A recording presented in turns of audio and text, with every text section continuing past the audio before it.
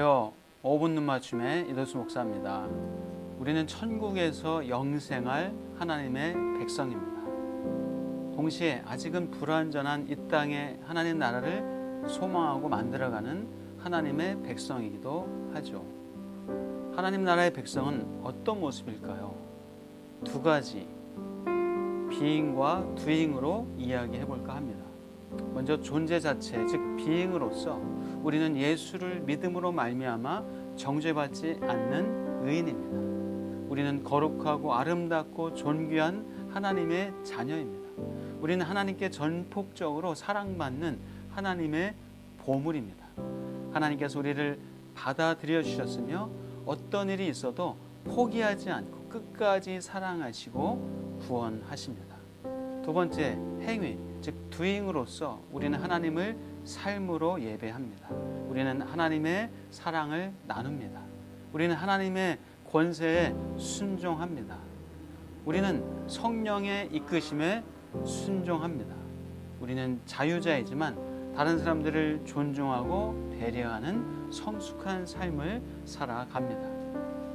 존중과 배려하는 그 성숙한 삶에 대해서 성경에서는 이렇게 말씀합니다. 그런즉 우리가 다시는 서로 비판하지 말고 도리어 부딪힐 것이나 거칠 것을 형제 앞에 두지 아니하도록 주의하라. 서로 비판하고 판단하지 말라 하십니다. 시험거리, 즉 판단거리나 넘어지게 하는 것들을 형제 앞에 두지 말라 하십니다. 만일 음식으로 말미암아 네 형제가 근심하게 되면 이는 네가 사랑으로 행하지 아니함이라. 그리스도께서 대신하여 죽으신 형제를 네 음식으로 망하게 하지 말라. 그러므로 너희의 선한 것이 비방을 받지 않게 하라 말씀합니다. 사랑으로 행하지 않으면 형제를 근심하게 할 것입니다. 고기를 먹니 마니 하는 문제로 형제를 근심하게 하면 안 되죠. 형제의 마음을 상하게 한다는 것을 알고서도 의도적으로 그렇게 한다면 그것은 사랑하는 것이 아닙니다. 예수님이 믿음 약한 형제와 자매를 위해 죽으실 정도인데 우리는 죽지는 못하더라도 세심하게 보살피고 그들의 생각을 존중해야 하지 않을까요? 예수님은 목숨까지 바치셨는데 우리는 자신의 자유를 조금 제한하면서 그들을 담을 수 있지 않을까요? 자, 큰 그릇과 작은 그릇을 생각해 볼까요? 큰 그릇과 작은 그릇을 어떻게 담아서 보관하나요? 큰 냄비가 중간 냄비를 품고 중간 냄비는 작은 냄비를 품습니다. 그래야 많은 그릇을 가지런히 정리하고 보관했다가 적절하게 사용할 수 있습니다. 제 경우에는 음식을 먹을 때 아내가 좀 더 큰 그릇이라고 할 수 있습니다. 아내가 많이 먹는다는 얘기가 아니고요. 아내가 먹을 수 있는 음식의 종류가 훨씬 많고 약간 날짜가 지난 것 같은 것을 먹어도 탈도 없이 잘 먹습니다. 그에 비해서 저는 먹을 수 있는 종류가 아내에 비해서 적습니다. 날짜가 조금 지난 것을 먹으면 바로 탈이 나는 경우가 많습니다. 음식 먹는 부분에선 아내가 더 큰 그릇이 맞지요. 음식의 부분에서는 아내가 저에게 맞춰주는 경우가 그래서 많습니다. 그렇지만 집안을 정리하거나 조립, 해체, 수리하는 데는 제가 더 큰 그릇입니다. 그 부분은 제가 아내를 섬겨줄 수 있는 부분이죠. 며칠 전에 잠들려고 하는데 아내가 기도해 달라고 한 적이 있습니다. 다음 날이 개학이라 하나님의 은혜를 더 구하고 싶었던 것이죠.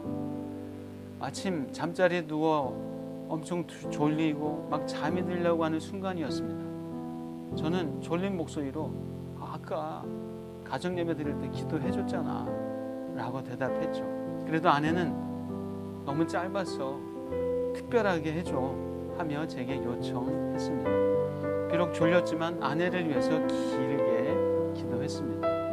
아내와 학생들과 아내의 동료들 그리고 딸 하주와 성도들을 축복하며 기도했습니다. 길게 기도하고 나니까 잠이 다 깨지 않았을까요? 결국 다시 잠을 청해야 했습니다. 성경은 상대를 존중하는 마음으로 자신의 자유를 제한하라고 말씀합니다. 그것이 사랑이라고 말씀합니다. 우리 교회 교육자들은 막내 이성민 전사님을 형님처럼 품는다는 생각이 듭니다. 실수하는 교육자를 다른 교육자들이 품어주는 것을 볼 수 있습니다. 그러다 보니 교육자들끼리 사이가 좋습니다. 어떤 공동체든지 큰 그릇이 작은 그릇을 품을 수 있어야 건강하게 세워지고 그 안에 평화와 기쁨이 생기게 되죠. 자, 우리 교회 순모임, 부서, 남성도회, 여성도회, 소모임에서 큰 그릇이 작은 그릇을 품으면 우리 안에는 평강과 기쁨이 넘치게 됩니다. 우리 교회가 선교, 구제, 장학, 인재 양성도 해야 하지만 서로를 품는 것이 더 소중합니다. 그렇게 되면 일과 사역은 더 잘 됩니다. 하나님 나라는 성령 안에서 의와 평강과 희락이라고 말씀합니다. 하나님 나라는 먹는 것과 마시는 것이 아니요 오직 성령 안에 있는 의와 평강과 희락이라.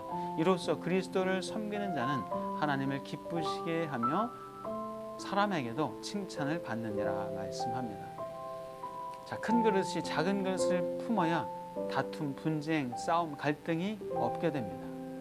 진정 그리스도를 섬기면 하나님을 기쁘시게 하고 사람들에게도 칭찬받게 됩니다. 뿐만 아니라 그리스도인은 화평과 덕을 세우는 일에 힘써야 합니다.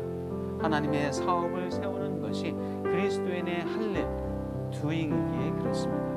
하나님의 사업은 믿는 자들이 예수 그리스도와 같은 충만함에 이르도록 하나님이 그들 속에서 하시는 모든 일을 가리킵니다. 큰 그릇인 성도와 작은 그릇인 성도가 서로를 인정하고 존중하고 사랑하고 살다 보면 평화와 기쁨이 넘치게 될 것입니다. 사랑합니다.